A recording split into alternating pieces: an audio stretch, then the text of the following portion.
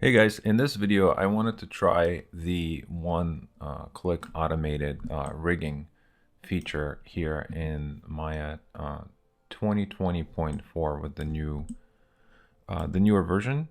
So let's just see how that works. So to do that, what I'm going to do is I'm going to go to my content browser and in the bypads, and the content browser is located under Windows, General Editors, and content browser. So it's right there. I just docked mine here, and let's just grab something fun like maybe this alien guy. So I'm gonna double click on him, and if I select him in my outliner and press F, so here we are. We have this generic alien guy, and I'm not liking this material. So let's just change the material real quick. And it doesn't really matter. I'll just grab, we'll do a Lambert. That's fine. And let's maybe change the color to something more interesting. And let's turn on our wireframe. So here we have some generic character.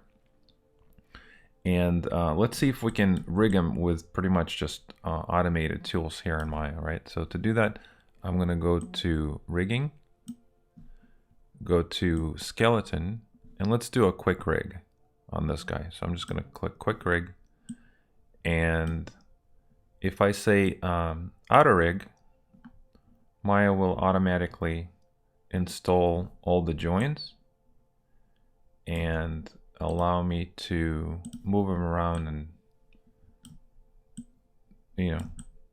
try to animate them. But obviously, if you can see, you could see that the joints weren't placed properly. Like the elbow is like down here when it's supposed to be up here.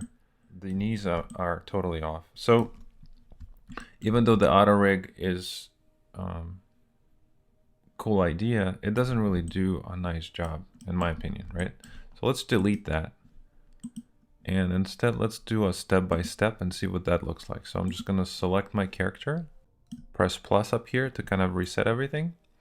And let's go ahead and add this guy to our geometry. Okay. Once we've done that, let's just go down the list and see what's going on here. Let's say create. And when we press create, we could see that we are given all these joints that we can manually position. So let's actually go into our side view, or the front view I mean, and let's just manually put these where we think they should be. So the wrist seems to be pretty good. The knees are totally off. The foot is like over here. And maybe the head could be like up here. My neck is here. These are the clavicles, that's fine. And once we did the right side, we can just flip it over. So maybe we can select, these three and just flip them over.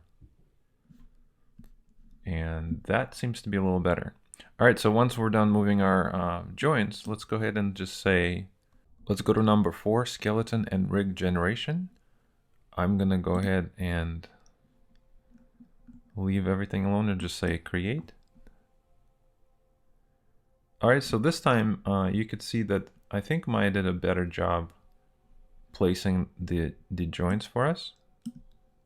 And once we are happy with the position of these, let's go ahead and say skinning, and I'm just going to say create. All right, so maybe let's go back into our perspective view and take a look. So if I grab this, I can see that this character is rigged. And let's go ahead and switch this to world.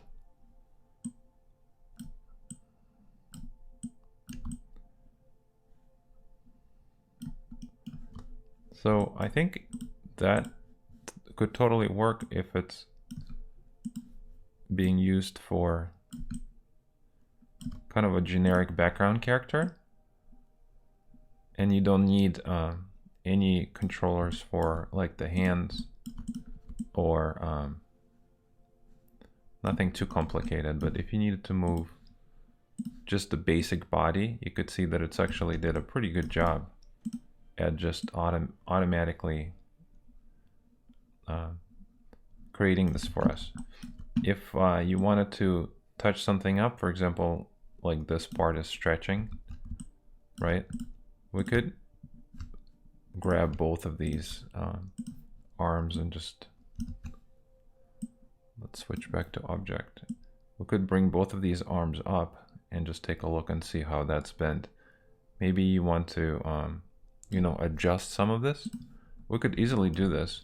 All you need to do is in your human IK, turn on the skeleton and then turn off the controllers. So you have just the skeleton. And now we no longer need this. Now what we could do is go to rigging, skin, paint, weight. And let's minimize our outliner. And if we right click on a joint, we could say select influence, and we could see that maybe this joint should not be influencing sort of the bottom part of our character, right? So we could just go to our paint, set it to replace, and then maybe turn the value down to 0. I can press B to change the size of my brush, and maybe I just want to kind of remove some of this influence here so the character doesn't get influenced when his arm goes up.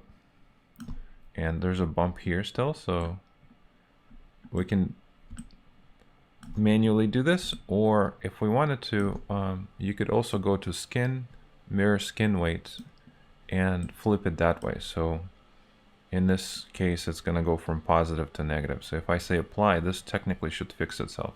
So let's see if that's true.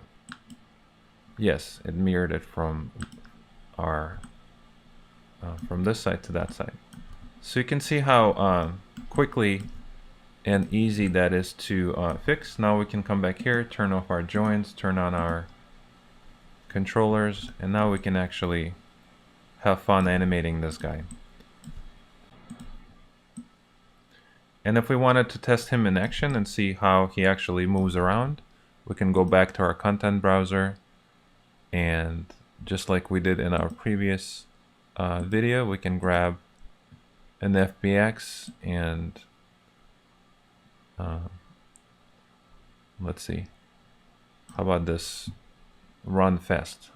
Let's double click on that. Once it's being imported, we can come here to our source and say run fast. And now we can take a look and see how our alien actually looks when he's running. We can go back to outliner. We can maybe select our skeleton here, press H to hide it so we don't have two of them running around. We can even hide our original skeleton for our alien just so we have the mesh itself. I can select the mesh and press F if I wanted to. And it's doing something funky with the foot, but that's because I think I manually changed its position in the very beginning, so that's what that is. But now you can see how fun and simple it is to auto-rig a character and begin to connect him to motion capture and just kind of play around with animations. Alright, so I hope you found this useful, and I'll see you in the next video.